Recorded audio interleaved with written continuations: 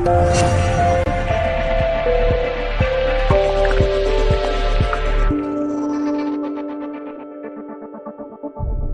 Guys what's up, this is Govind Kumar और आज हम लोग बात करने वाले हैं हमारे बहुत ही इंपॉर्टेंट चैप्टर रिलेशन के बारे में, जिसका पहला टॉपिक हम डिस्कस करने वाले हैं आज ऑर्डर्ड पेयर और इसके कुछ इंपॉर्टेंट पार्ट्स और इसके बाद के कुछ ज़रूरी जो भी हमारे लिए होंगे वो हम बात करेंगे। इसके बाद हम लोग फाइनली मूव करेंगे रिलेशंस पर, ठीक है।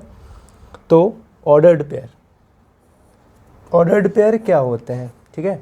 ऑर्डर्ड पेयर हमें पता है, नाम से समझ में आ रहा है कि ये किसी एक क्रम के बारे में बात कर रहा है, ऑर्डर के बारे में बात कर रहा है, ठीक है। जब भी ये ऑर्डर के बारे में बात करेगा तो हम लोग समझ जाने चाहिए कि ये कोई भी एलिमेंट्स होंगे जिनमें एक पर्टिकुलर ऑर्डर होगा। तो इनको लिखने का तरीका होता है कि हम हमेशा एक पैरेंथीज यानी कि स्मॉल ब्रैकेट में रखते हैं और यहाँ पर हमारे लिए मैक्सिमम 2 एलिमेंट होते हैं। सपोज़ A और B या 1 and 2 या Z और A हो सकते हैं, कुछ भी हो सकते हैं, पर ये सभी जो एलिमेंट्स होंगे ये एक पर्टिकुलर ऑर्डर को फॉलो करेंगे, ठीक है। जैसे कि A, B, 1, 2, Z, A, ये सभी हमेशा एक पर्टिकुलर ऑर्डर को फॉलो करते हैं। फॉर एग्ज़ाम्पल मैं आपको बता सकता हूँ कि जब भी आप किसी एक पर्टिकुलर प्लेन में कोई भी एलिमेंट शो करते हो तो आप हमेशा x बाय के फॉर्म में लिखते हो, यहाँ भी आप x बाय के फॉर्म में लिखते हो, यहाँ भी आप x और बाय के फॉर्म में ही लिखते हो और यहाँ भी आप x और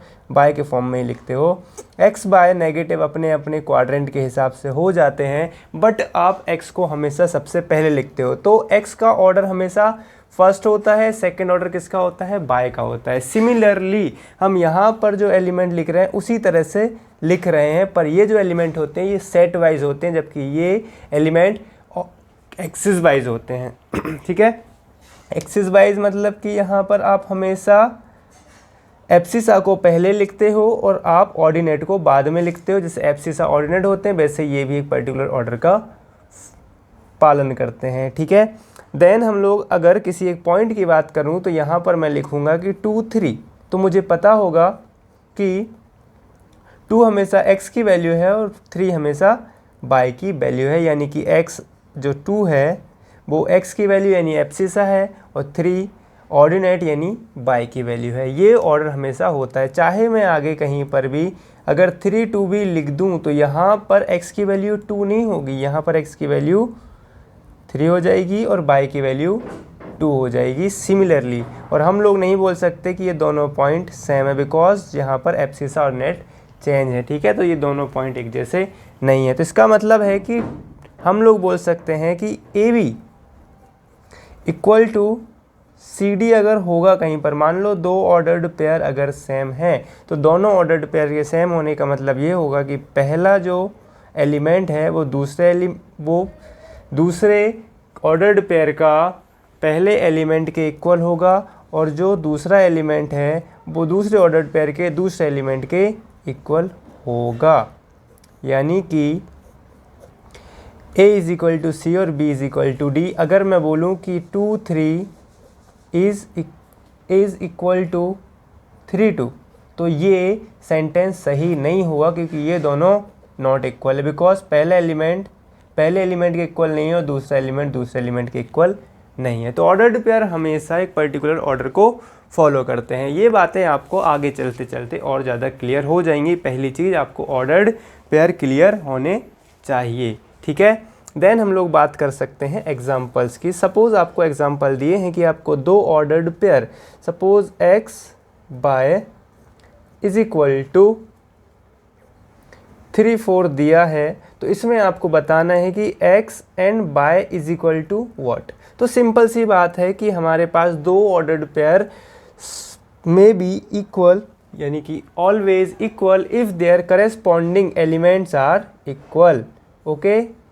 सो अगर ये करस्पॉन्डिंग एलिमेंट इक्वल हैं देन हम लोग बोल सकते हैं कि x इज इक्वल टू 3 और y इज इक्वल टू 4। तो ऐसे हम लोग इसकी वैल्यू निकाल सकते हैं बाय कंपैरिजन, ठीक है। सिमिलरली अगर आपसे दूसरा क्वेश्चन बोलता है, वो दूसरे क्वेश्चन आपको थोड़ी सी हार्डनेस देता है, वो बोलता है कि आपके पास में 2 ऑर्डर्ड पेयर इक्वल है, ठीक है। सपोज x-1 एंड दूसरा है बाय प्लस 5, ठीक है।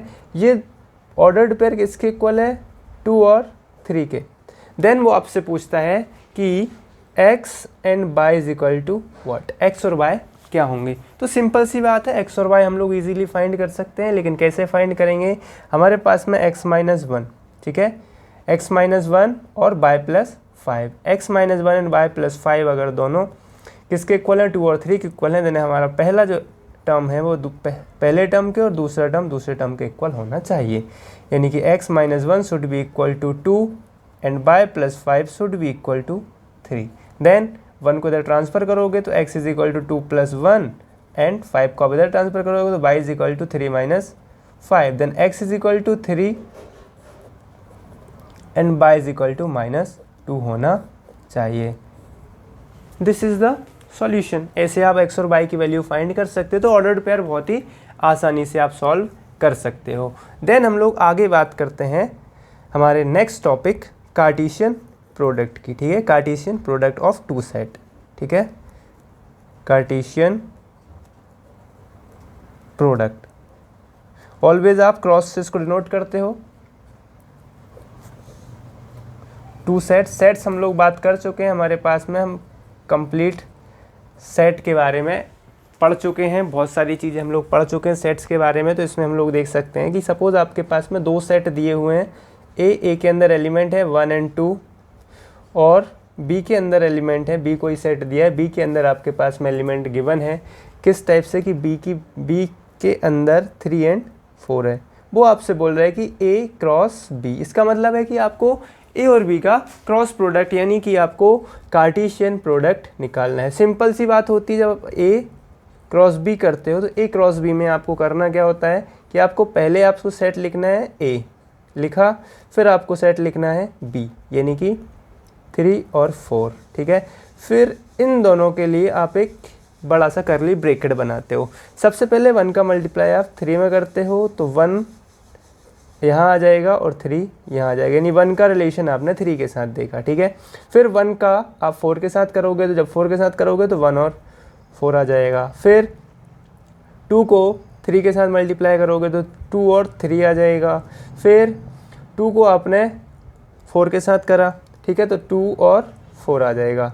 अब इसमें देखने वाली बात यह है कि ये सब के सब ऑर्डर्ड पेयर हैं। अब इस ऑर्डर्ड पेयर में आपको एक और चीज़ समझ में आएगी कि जो पहले एलिमेंट लिखे हुए हैं, इस मल्टीप्लिकेशन का जो रिजल्ट आया ए क्रॉस बी में, जो पहले एलिमेंट है 1 1 2 2, ये 1 और 2 दोनों ही पहले एलिमेंट को बिलोंग करते हैं, जबकि जो दूसरे एलिमेंट हैं 3 4 3 4 ये दूसरे सेट को बिलोंग करते हैं। यानी कि पहले एलिमेंट पहले सेट को बिलोंग करते हैं, दूसरे एलिमेंट दूसरे सेट को बिलोंग करते हैं। इसीलिए ये लोग एक ऑर्डर में अरेंज है, और ऑर्डर में अरेंज होने की वजह से क्योंकि ये पेयर में भी हैं इसलिए ऑर्डर्ड पेयर कहलाते हैं।